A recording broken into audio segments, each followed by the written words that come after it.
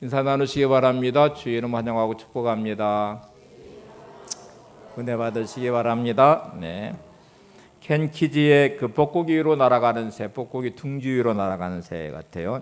이 책에 나와 있는 내용을 좀 소개하면서 시작하려고 하는데 1970년대가 배경이고요. 뻐꾸기는 정신병원을 은유적으로 표현한 단어입니다. 그래서 배경은 정신병원 안에 있었던 일인데 지금하고는 아마 많이 다를 것 같아요. 1970년대 정신병원은 철저하게 통제된 곳 안에 있는 사람들, 이들을 통제하기 위해서 약물로 이제 계속 통제하기도 하고, 통제가 잘 안 되면 전두엽을 수술해서 인간을 통제하는 곳인데, 주인공은 그 안에서 계속 끝없이 자유를 갈망하며 그 안에 있는 사람들에게 희망을 심어주면 이런저런 일들을 하다가 이런 철저하게 통제된 곳이라는 것을 알고 이제 탈출을 시도하는 내용을 담은 영화로도 나와 있고요. 소설책이기도 합니다. 이번 그 구조에 묶여 있는 그 현실 앞에 있는 우리 인간의 분상들을 보여주는 것인데, 그 중에 한마디 주인공의 말을 한번 인용해 볼게요. 같이 한번 보시죠. 사과를 보면 알 수 있는 씨앗의 수, 세어볼 수 있는 씨앗의 수는 눈에 보이지만 이 씨앗으로 몇 개의 사과가 만들어지는지는 알 수 없다. 보이지 않는 이 숫자는 결국 시간이 지나봐야 정확히 알 수 있다. 생명 있는 씨앗은 아무리 작아도 그 안에서 무한한 가능성이 일단 들어 있습니다. 사과 속에 있는 씨앗은 눈으로 셀 수 있지만 이 씨앗이 심겨져서 자라서 열매 맺는 그 열매의 숫자는 시간이 지나봐야 알 수 있다는 것은 계속 맺어진 열매가 확인되는 수만큼 이제 결국 맺어지는 거잖아요. 근데 여러분, 이 가능성이라는 게 열매로 연결되는 것은 누군가가 이 씨앗을 심고 가꾸고 열매 맺는까지의 수고가 반드시 들어가야 됩니다. 씨앗의 생명은 있지만 심겨지지 않는 씨앗은 무한한 가능성만으로 끝나게 되죠. 열매를 맺을 수 없죠. 저와 여러분에게는 말씀의 생명의 씨앗이 있습니다. 그 말씀의 생명의 씨앗이 우리의 삶에서 하나님이 주시는 열매를 거두는 데까지는 수고가 있어야 되는데, 그건 말씀을 살아내는 삶의 수고가 들어가야 되죠.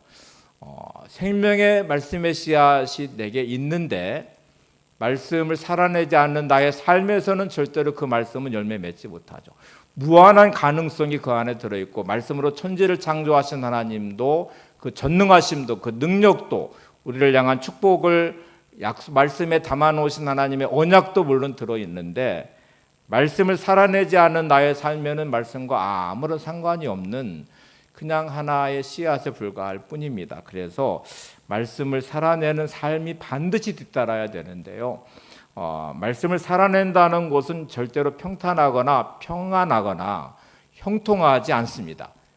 세상이라는 밭이 이거를 가만두지 않아요. 세상이란 밭에, 세상은 구조적으로 온갖 인간의 욕망과 탐욕에 부딪히고, 또 그런 구조적인 악도 존재하기도 하고 죄의 본성이 있기도 하고, 이런 여러 이 삶의 자리가 너무너무 힘든 밭이에요. 그 안에 말씀을 살아내서 열매 맺을 때까지는 때로는 고통과 고난의 시간들을 보내고, 때로는 광야를 지나기도 하고, 때로는 인내해야 되기도 하고, 때로는 어마어마한 박해가 있기도 하고, 또 손해를 감수하면서 그거를 견뎌내는 시간이 있기도 합니다. 노아가 살았던 시대를 오늘 성경은 온통 죄악이 가득한 세상으로 표현하고 있습니다. 그 세상은 모든 생각하는 것, 계획하는 것들이 다 악하다고 말하고 있습니다. 창세기 6장 5절을 보세요. 여호와께서 사람의 죄악이 세상에 가득함과 그의 마음으로 생각하는 모든 계획이 항상 악할 뿐임을 보시고, 죄악이 가득한 세상, 사람들의 마음과 생각하고 계획하는 것까지 모두 다 악한 세상, 그런 세상 안에서 하나님은 세상을 지으시고 사람 지으심을 한탄하시면서 후회하시고 그런 세상을 심판하시기로 결정을 하십니다. 창세기 6장 6절 7절을 보세요. 땅 위에 사람 지으셨음을 한탄하사 마음에 근심하시고 이르시되 내가 창조한 사람을 내가 지면에서 쓸어버리되 사람으로부터 가축과 기는 것과 공중의 새까지 그리하리니 이는 내가 그것들을 지었음을 한탄함이니라 하시니라. 자, 이 시대가 노아가 사는 시대인데 지금 우리가 사는 세상은 어떨까? 별반 다르지 않은 것처럼 보여져요. 온갖 죄가 가득하고 인간의 욕망과 탐욕이 가득하고, 그런 이기심과 국가 이기주의가 부딪혀 전쟁이 일어나고 탐욕과 욕망이 가득 찬 세상은 갑과 을이 존재하고 불평등이 존재하는 세상의 모습을 보게 되는데, 이런 불합리한 세상은 너무나 자연스럽게 인간의 본성과 욕망으로 만들어진 세상입니다. 뇌과학자 장동성 박사가 있는데, 이분 강연이 유튜브에도 많이 있으니까 한번 들어보시면 도움이 됩니다. 뇌의 구조에 대해서 이런 말을 해요. 인간의 뇌의 구조는 어떻게 이렇게 이루어져 왔냐면, 사회의 구조와 환경에 적응하도록 그렇게 만들어져서 사람들이 어려움을 당할 때, 어려움 당하고 힘들고 어려울 때는 주변에 있는 어려운 사람들의 마음이 공감이 되죠. 그래서 이제 그런 긍휼의 마음이 있어서 어려움 당할 때는 내가 좀 부유하면 저런 사람들을 많이 도와줄 수 있을 것 같은데, 저런 사람들에게 내가 도움을 줄 수 있을 것 같은데 내가 가난하고 힘들어서 그러지 못하네, 이런 긍휼의 마음이 존재해요. 근데 이 사람이 돈을 벌어 부자가 됐어요. 그리고 권력을 얻어서 권력자가 됐어요. 그러면 놀랍게도 그런 구조 환경에 익숙해진 뇌는 가난하고 어려움을 당하는 사람들에 대한 긍휼함이 사라진대요. 그러니까 우리의 이 본성이 만들어낸 우리 뇌의 구조는 어려움 당할 때는 어려움 당한 사람들이 이해가 돼요. 공감이 되고 긍휼의 마음도 있어요. 그 세상의 불공평함에 대해서 막 한맺힘도 있어요. 근데 부자가 되고 나면 그 구조 안에 들어가니 가난하고 어려움 당한 사람들에 향한 긍휼의 마음이 순식간에 사라져 버립니다. 그러니 그런 부유가 그들한테 흘러가도록 하지 않죠. 자신의 인생을 철저하게 나만을 위한 인생으로 더 많은 부를, 더 큰 권력을 탐하게 되고, 그러면 세상은 이렇게 불평등과 불합리한 구조가 만들어진 세상으로 존재합니다. 그래서 부자와 가난한 자, 갑과 을이 존재하고, 또 부자의 나라와 가난한 나라가 존재하고, 그 부유함이 흘러서 기근에 허덕이는 아프리카의 나라들한테 흘러들어가면 그 기근의 문제는 순식간에 해결될 수 있어요. 근데 철저하게 국가이기주의가 그 불을 차단하고 착취하기도 하죠. 아프리카의 그 가난의 기근은 구조적인 가난입니다. 그들이 백성들이 무슨 국민들이 근성이 그래서도 아니고 환경이 그래서도 아니에요. 수백 년 동안 그 흑인들을 노예로 착취한 유럽과 미국의 그런 나라들, 그리고 그 자원을 다 빼앗아가 버린, 그래서 가난할 수밖에 없는 구조가 만들어져 있는데, 그런 결국 부유함이 흘러서 가지 않잖아요. 이런 불합리함이, 장동성 박사는 뇌의 구조가 그렇게 돼 있어서 사람들이 가난하고 어려울 때는 긍휼의 마음을 갖다가 부유해지면은 긍휼의 마음이 사라져 버린다. 우리가 이런 세상 속에서 그 구조 안에 살아갑니다. 살아가는 우리들은 세상에 동화돼서 그 구조 안에서 우리도 다르지 않아요. 우리의 뇌의 구조가 세상 속에서 철저하게 그런 삶의 길을 쫓아가요. 예수 믿는다는 것은 부름받아서 그 세상으로부터 구별되기를 원하시는 하나님의 부르심이거든요. 그러면 말씀은 나의 본성으로부터 벗어나게 만들게 하고, 말씀은 나의 이런 삶의 구조와 환경으로부터 벗어나 하나님 말씀으로 세상을 해석해내고, 말씀으로 내 생각과 내 삶을 해석해내고, 말씀으로 나의 삶을 해석해내면서 세상을 변화시키는 사람의 길로 가야 되는데, 말씀을 살아내지 않는 나는 세상 사람과 똑같아요. 예수 믿는 나는 이름만 가지고 있고 직분은 가지고 있고 내 삶의 말씀을 안다는 지식은 있는데, 심겨지지 않는 씨앗처럼 살아내지 않는 말씀을 살아내지 않는 나의 삶은 세상 사람들과 똑같은 방식으로 그렇게 열심히 세상의 방식을 쫓아 살아가는 삶이 우리 안에 있어요. 경제학자들의 실험도 한번 제가 설명해 볼게요. 두 가지 실험을 했어요. 두 그룹으로 나눠서 갑과 을이 존재하는 세상처럼 한쪽에는 갑이 되고 한쪽에는 을이 되게 했습니다. 한쪽의 사람들의 그룹에는 10만 원을 줬어요. 갑인 사람들이에요. 한쪽의 사람들에게는 돈을 주지 않았어요. 을의 사람들이에요. 그리고 갑의 사람들에게, 이 을에 있는 한 그룹의 사람들에게 권한을 줬어요. 돈을 줄 수도 있고 주지 않을 수도 있는데, 너의 10만 원을 어떻게 하겠느냐 하고 질문을 했습니다. 익명으로 질문하면서, 익명으로 할 때는 2만 원 정도의 평균값이 나오더래요. 그래도 긍휼의 마음이 있어서 저런 사람들을 도와줘야지 해서 자기가 가진 10만 원 중에 2만 원을 줄 수 있는 용의가 있다고 답을 했습니다. 익명일 때입니다. 이름을 밝혔어요. 이제 서로 얼굴을 대했어요. 그때는 얼마를 주겠냐 했더니 평균값이 4만 원 정도가 나왔습니다. 이제는 공평이라는 거를 생각해, 체면도 생각하게 돼요. 내 이름이 밝혀졌고 이제 보이니까, 그러면 이 정도면 균등하겠지, 5대5는 조금 내가 억울하니까 한 6대4 정도면 조금 공평하지 않을까. 내가 가진 10개 중에 10만 원 중에 4만 원 정도를 주면 이 정도면 공평하지. 이렇게 이제 사람들이 인식을 했습니다. 자, 이 구조를 잘 기억하시고 또 다른 실험으로 넘어갔습니다. 일명 독재자 실험이라는 거예요. 한쪽에는 10만 원을 주는 갑이고요. 한쪽에는 만 원을 줬어요. 그리고 이제 이 만 원 준 사람에게는 선택권이 일단 없어요. 의리죠. 세상의 의리죠. 갑인 10만 원에 준 사람들은 허용을 하나 했어요. 이 사람들에게는 이제 권력이 독재자가 된 것이니까 선택할 수 있다. 너가 줄 수도 있고 만 원을 빼앗을 수도 있다. 다 허용이 된 상태예요. 그러니까 정말 무섭게 대부분의 사람은 만 원 가진 사람의 만 원을 빼앗았습니다. 허용이 됐으니까. 인정이 되니까. 부주적으로 이거를 허용하니까. 이게 인간의 모습이라는 거예요. 세상의 구조와 틀 안에서 허용되는 인간은 끝없이 탐욕과 욕망을 드러내기 시작해요. 나단 선지자가 다윗의 죄를 지적하기 위해서 쓴 비유가 99마리 양을 가진 사람이 손님이 찾아왔어요. 한 마리 양을 가진 사람이 있는데 힘없는 사람이죠. 그 사람은 그 양을 가족처럼 여기고 있는데 놀랍게도 이 99마리 가진 사람은 자기 양을 잡지 않고 한 마리 양을 가진 사람의 양을 빼앗아서 자기의 손님을 대접해요. 이게 나단 선지자는 다윗을 향해 당신이 바로 그런 사람이라고 외칩니다. 허용된 권력의 힘은 이렇게 무섭게 작동하게 된다는 거. 이거를 프레임 효과라고 이름을 붙였어요. 여러분, 우리는 세상의 구조 안에서 내 욕망과 탐욕이 허용되는 안에서 우리는 끝없이 모으고, 지난주 말씀으로 말하면 저수지 같은 인생으로 끝없이 모으는 욕망만 드러내요.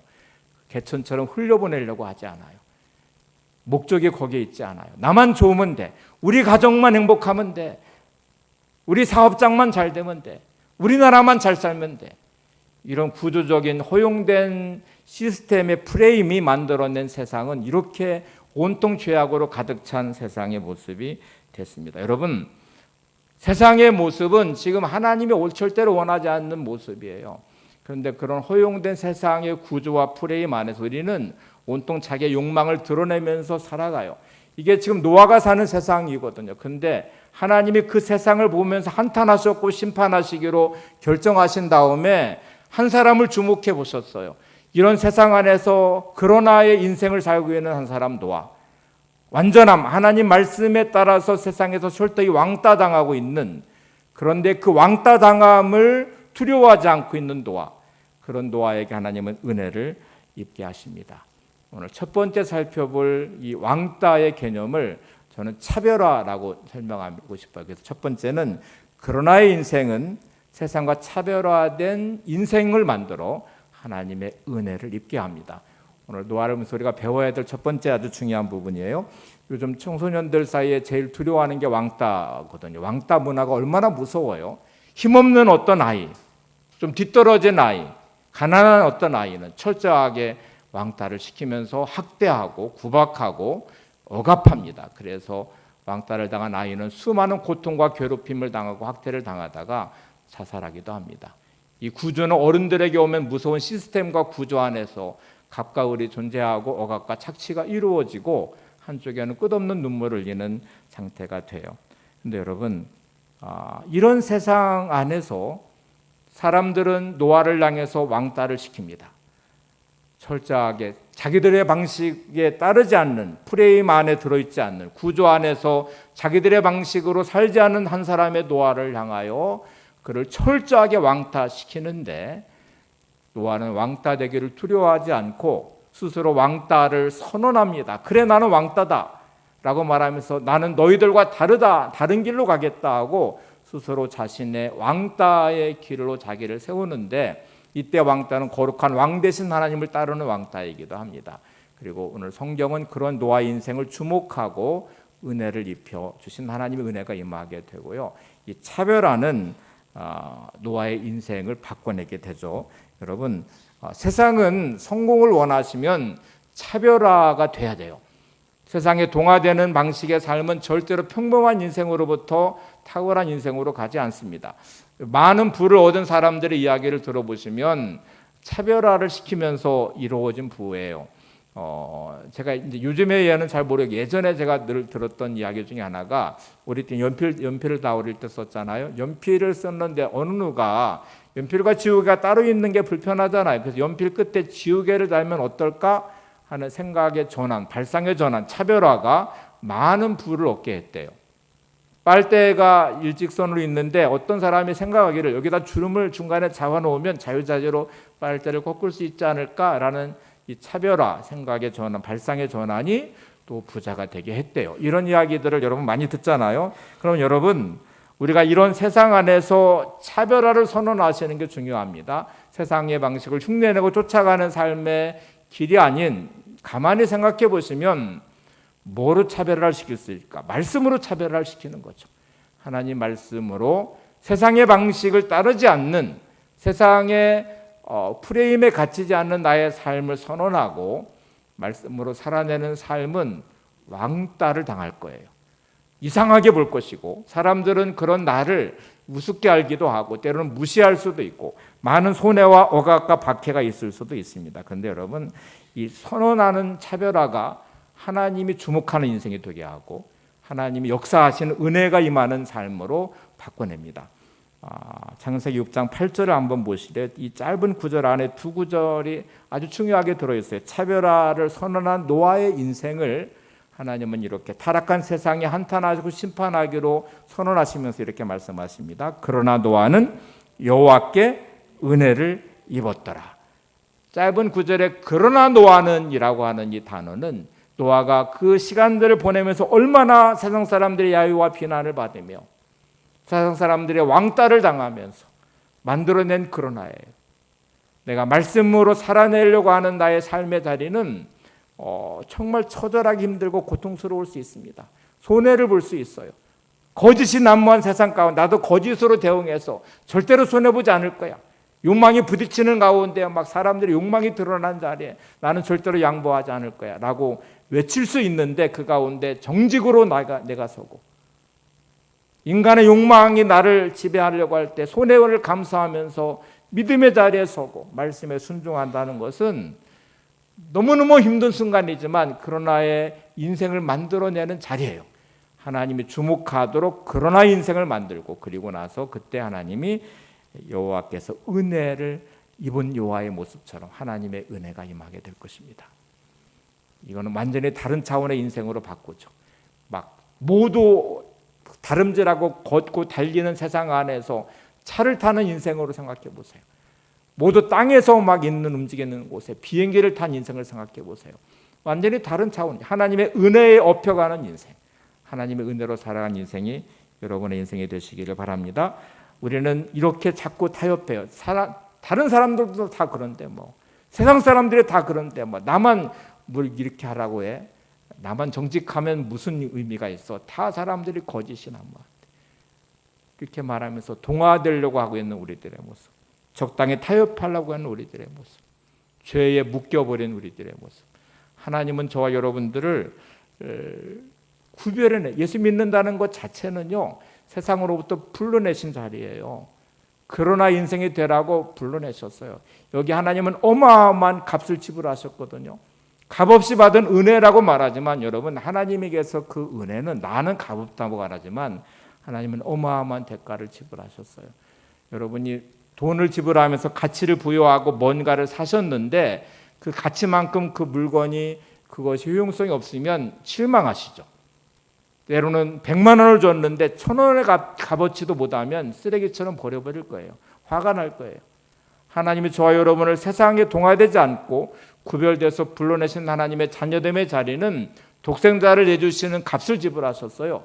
예수님은 목숨의 값을 지불하시고 십자가를 지시고 죄의 진노로부터 우리를 구원하셔서 하나님의 자녀로 삼으시고 우리를 향해 세상에 빛이 되라고 말씀하십니다.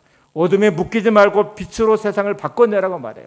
타락하는 세상에 소금의 역할을 하면서 이거를 막아내는 사람이 되라고 불러냈는데 세상을 열심히 흉내내면서 따라가고 있는 나의 모습, 말씀을 살아내지 않는 나의 모습, 적당히 타협하고 있는 나의 모습이 지금 노아가 사는 세상에 한숨 짓는 하나님의 한숨이 내 인생과 우리 가정과 나의 삶을 터전을 바라보면서 짓는 하나님의 한숨일 수 있어요. 탄식일 수 있어요. 오늘 여러분 첫 번째 이 노아의 그러나가 여러분의 그러나가 되기를 소망합니다. 옆에 분을 보시면서 이렇게 한번 권면을, 노아의 그러나와 같은 인생이 되시기 바랍니다.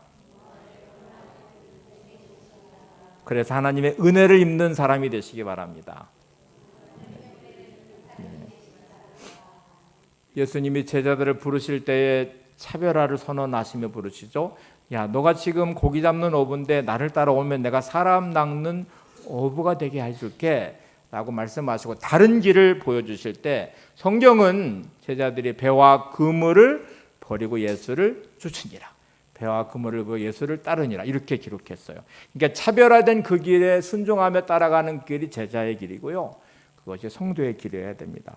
아브라함을 부르실 때 하나님은 아브라함에게 너 혼자 잘 먹고 잘 살아라 이렇게 부르신 게 아니에요.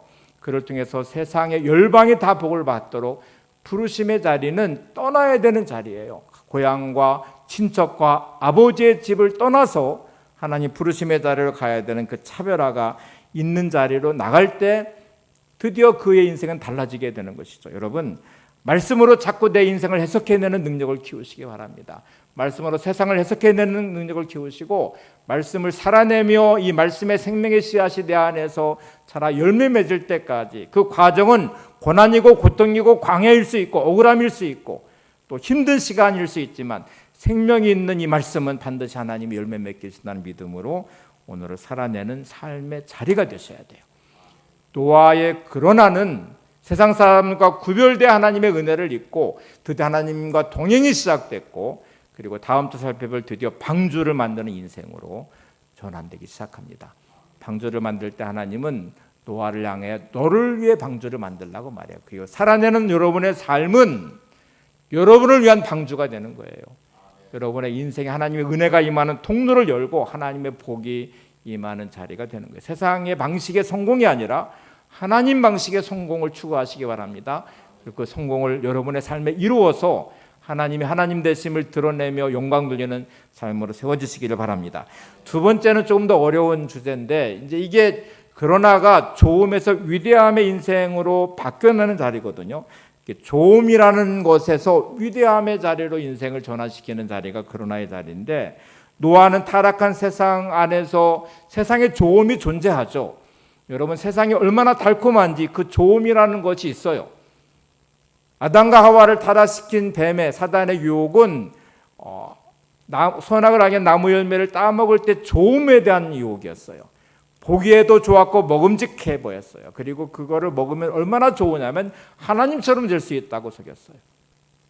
세상의 조음이라는 것은 우리의 삶을 편안하게 하고 부유하게 하고 뭔가 내가 누릴 수 있는 것이 많아지게 하는 조음의 자리입니다. 근데 여러분, 노아는 그 속에서 그 조음의 세상에 물들지 않고요, 고난과 고통과 왕따가 되는 어려움이 있지만 그 조음 안에서 위대함의 길로 따라가게 돼요. 하나님과 동행하는 그 길, 하나님 말씀에 따라가는 길. 다시 창세기 6장 8절을 다시 보겠습니다. 그러나 노아는 여호와께 은혜를 입었더라. 여러분, 하나님의 은혜를 입은 인생만이 방주를 만드는 인생으로 갈 것이고요, 하나님의 은혜를 입은 인생만이 하나님과 동행하는 삶의 길을 가게 될 것입니다. 세상의 조음이라는 것이 얼마나 무서운 것인지를 한번 생각해 보시면 우리를 알게 모르게 타락하는 자리가 돼요. 사사기의 수많은 타락의 자리들, 하나님 말씀을 버리고 세상의 길로, 우상의 길로 세상의 힘을 쫓아가던 그들은 끝없이 고통을 당하다가 힘들고 어려우면 하나님께 다시 살려달라고 외치고 사사를 보내시면 또 회복이 되고, 회복되면 또 죄를 짓고 타락하고, 이게 사이클이 계속 반복되는 게 사사기 전체 내용이에요. 사사기 마지막 장 마지막 절에 보면 그래서 이 결론을 어떻게 내리냐면요, 사사기 21장 25절이 마지막 장 마지막 절이거든요. 이렇게 말해요. 사람이 각기 자기의 소견에 옳은 대로 행하였더라. 이게 얼마나 무서운 영적 타락의 자리인지 아세요? 사람이 각기 자기 소견에 옳은 대로 행하였더라. 자기의 옳음, 자기의 좋음을 쫓아 말씀을 버리는 그들의 인생은 끝없는 타락의 길로 갈 수밖에 없습니다. 어느 순간부터인지 예수 믿는 나는 내 인생 안에 부정적 감정이든 이해관계이든 눈앞에 보이는 욕망과 탐욕의 어떤 자리든 말씀을 버리고 자기의 오름과 자기의 좋음의 길을 쫓아서 행하는 이 타락의 길을 서슴지 않고 가요. 그리고 그것이 마치 당연한 것처럼 말하고 세상 속에 묻혀있는 것을, 동화된 것을 마치 당연한 것처럼 생각하는 삶의 자리가 얼마나 많은지 몰라요. 근데 여러분, 말씀으로 좋음에서 위대함의 자리로 나오셔야 됩니다. 말씀으로 좋음의 자리에서 위대함의 자리로 나를 세우셔야 됩니다. 짐 콜린스가 쓴 아주 좋은 책이 하나 있어요. 좋은 기업을 넘어 위대한 기업을 한 책인데요. 세상에는 좋은 기업은 많아요.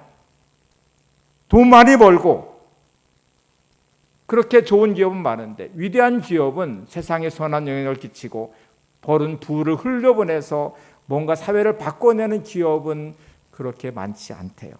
그래서 짐 콜린스는 좋은 것이 위대한 것의 적이다 이렇게 말하면서 시작합니다. 1장의 시작이 그렇게 시작해요. 여러분, 나쁜 것이 위대한 것의 적이 아니에요. 좋은 것이 위대한 것의 적이에요. 좋은 인생을 살고 싶어 이렇게 말하면서 우리는 거기에 매몰되면서 하나님 부르신 위대함의 자리를 포기해버려요. 자, 이 좋은 기업을 넘어 위대한 기업을 한 책의 한 부분을 인용해 보겠습니다. 같이 한번 보시죠. 위대한 사람이 이 시대에 왜 적은가? 그것은 바로 좋은 삶을 사는 단계에서 만족하기 때문이다. 내가 가족들과 평안하고 행복하고 즐겁게 사는 것으로 만족하기 때문에 그 이상을 추구하지 않는다. 왜 위대한 사람이 적은가? 왜 위대한 기업이 적은가? 그거는 다 좋음의 단계에서 만족하기 때문에 그렇대요. 좋음, 내가 좋으면 되지. 우리 가족만 좋으면 되지. 우리 기업만 잘 되면 되지. 그러면 나는 만족해. 이렇게 좋음에 머물러 버리니 위대함의 자리로 나가지 않아요. 하나님이 저와 여러분을 부르시는 것은 좋음에 머물러라고 부르신 게 절대로 아니에요. 자, 창세기 12장 2절에 보시면 아브라함을 부르실 때 이렇게 말씀하십니다. 내가 너로 큰 민족을 이루고 내게 복을 주어 내 이름을 창대하게 하리니 너는 복이 될지라. 아브라함을 부르실 때 야, 너 혼자 잘 먹고 잘 살아 이렇게 부르신 게 아니에요. 아브라함은 이미 좋음의 자리에 있어요. 안전한 울타리의 고향 하란 지역에. 그리고 그는 이미 족장이었어요. 많은 부가 그에게 있었어요. 안정된 가족이 있고요. 울타리가 있고 보호하는 장치가 있어요. 근데 하나님이 아브라함 부르실 때 너 혼자 잘 먹고 잘 살아. 그게 아니에요. 이제 너는 위대한 인생의 길로 나가야 된다. 너는 이제 복이 되어서 너를 통해 세계 열방이 다 복을 받아야 돼. 너를 통해서 민족을 이루어서 그 민족이 나의 민족이 되게 해야 돼.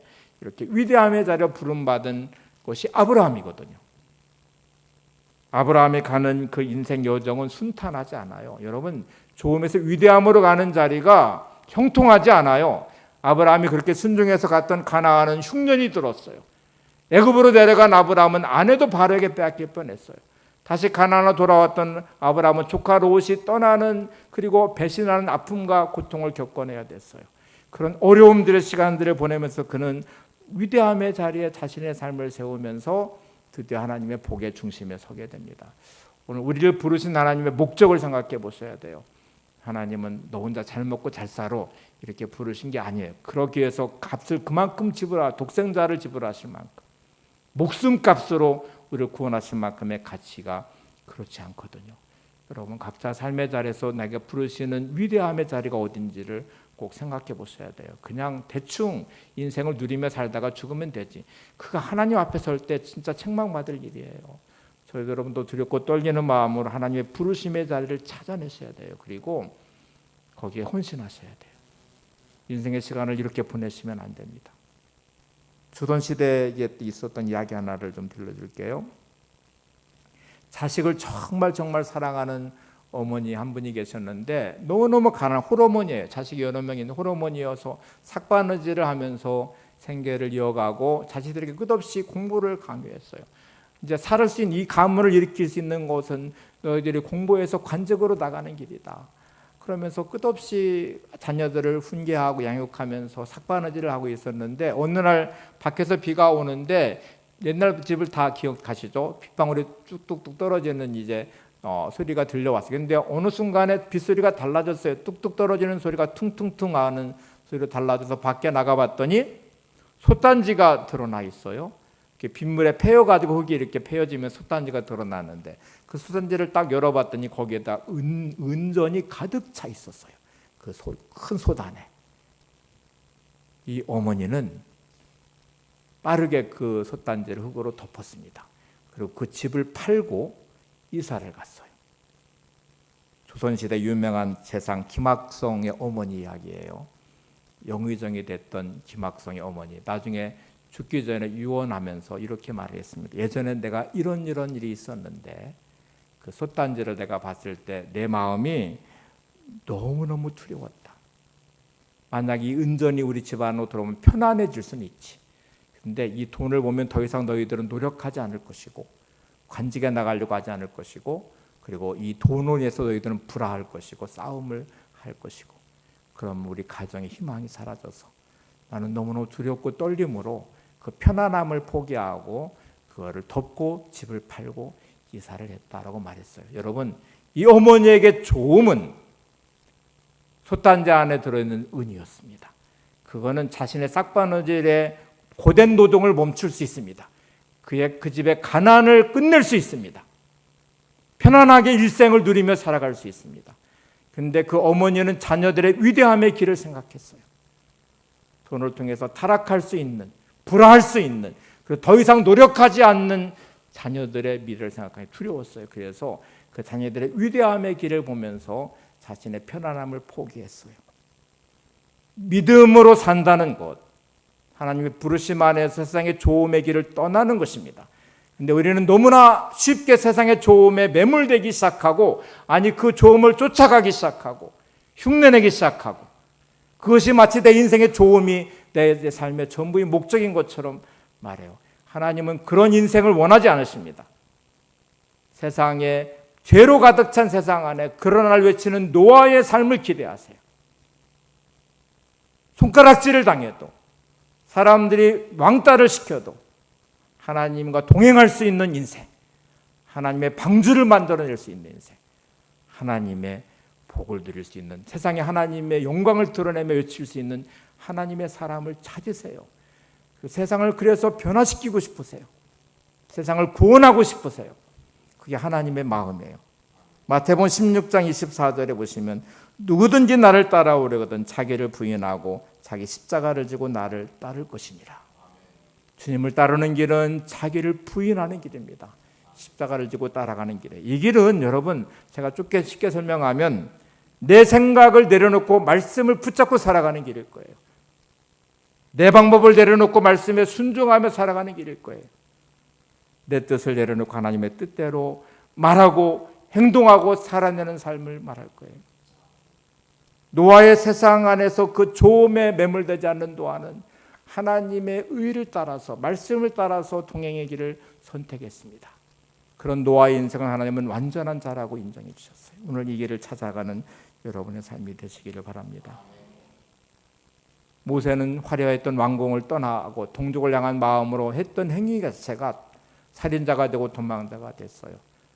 그는 자신의 젊음의 혈기로 지위와 신분으로 뭔가를 위할 것처럼 말했지만 철저한 패배자가 되어 40년의 광야의 시간을 보내고 나서야 하나님의 다루어짐 안에서 위대한 길로 들어서게 됩니다.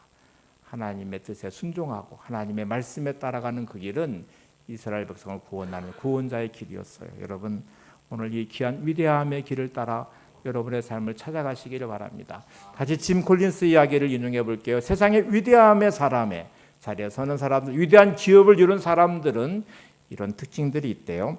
같이 한번 볼까요? 위대한 지도자들의 좋음에 머무르지 않고 위대함으로 전환되는 것은 단순히 이루어진 것이 아니라 인생의 중요한 경험을 하였을 때라고 말합니다. 여러분, 장동성 박사의 뇌 구조라든지 경제학자들의 실험에서 보는 대로 프레임 안에 갇혀진 우리는, 우리 뇌의 구조와 본성은 절대로 위대함의 자리로 갈수록 허용하지 않아요. 우리를 진짜 자력처럼 끈질게 끌어당겨요. 그래서 변화가 안 돼요. 변화할 것처럼 결단해보지만 안 돼요.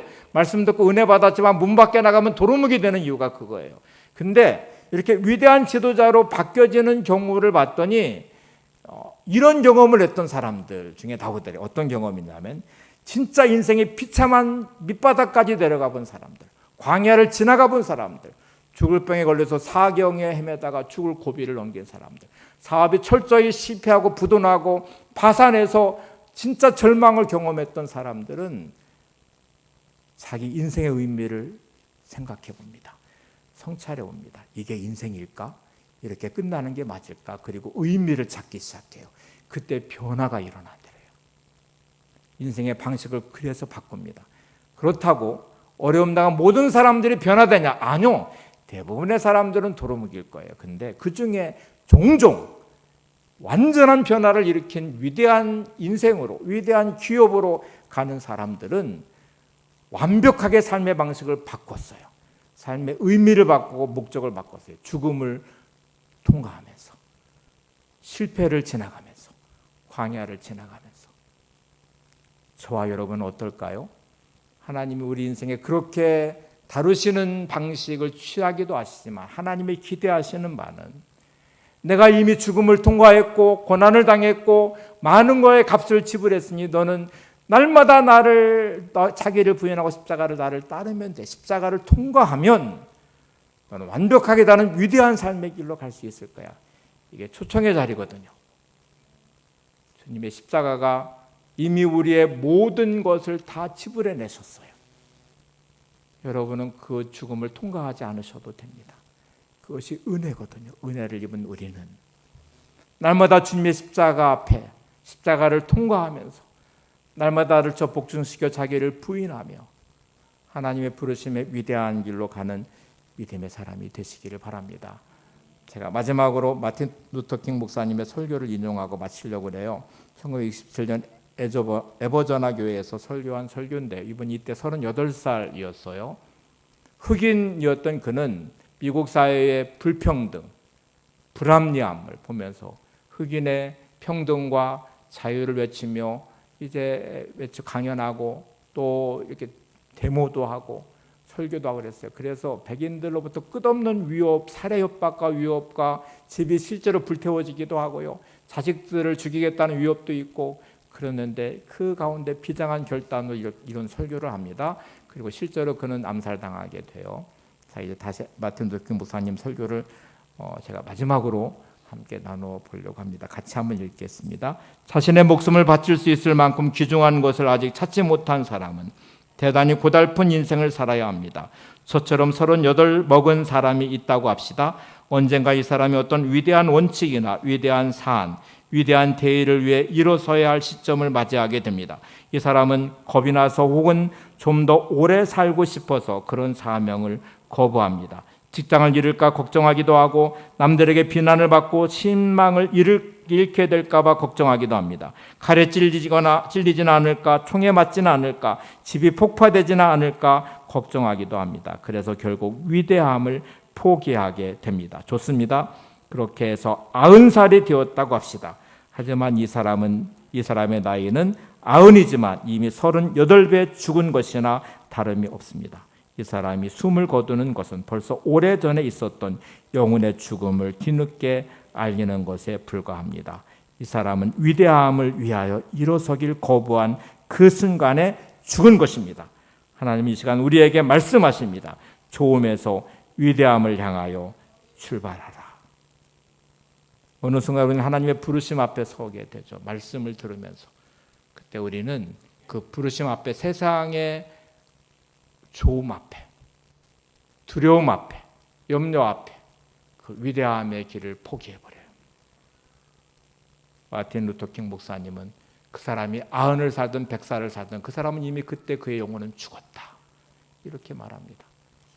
여러분은 어떠십니까? 오늘 나를 부르신 하나님은 나의 인생의 위대함의 자리에 무엇을 원하실까요? 나를 부르신 하나님 우리의 가정 안에서 위대함의 어떤 모습을 원하실까요? 나를 부르신 하나님은 나의 일터에서 어떤 위대함이 하나님이 주신 사명을 원하실까요? 오늘 그 자리를 찾아서 내가 세상 앞에 왕따 되기를 두려워하지 않는 차별화를 선언하시고 조음에서 위대함의 길로 나가시고 하나님의 은혜를 입는 삶이 되시기를 바랍니다. 하나님과 동행을 시작하시면 하나님 여러분 인생의 역사를 하실 것입니다. 말씀의 씨앗은 생명이 있어 열매 맺게 하실 것이고 우리 다음 주 살펴볼 드디어 방주 만드는 인생의 길로 가게 할 것입니다. 여러분을 위한 방주 만드는 멋진 인생의 위대함이 여러분 안에 있기를 바랍니다. 하나님이시여 찬양하고 부르기로 기도할 텐데요. 이 찬양의 가사를 한번 보세요. 하나님이시여 주는 나의 하나님이시로다. 나의 몸과 마음 주를 갈망하며 이제 내가 주께 고백하는 말, 여호와는 나의 힘이시오 여호와는 나의 구원이시니 내가 누구를 두려워하리요. 여호와는 생명의 피난처시니 주의 인자가 생명보다 나음으로 내 입술이 여호와를 찬양하리. 마지막 이렇게 내 평생에 주를 찬양하며 주의 이름으로 내 손을 돌리라. 오늘 세상 가운데 하나님이심을 선언하시고 고백하시고 여러분의 평생에 두 손으로 주님을 찬양하는 멋진 예배자의 삶이 되시기를 바랍니다.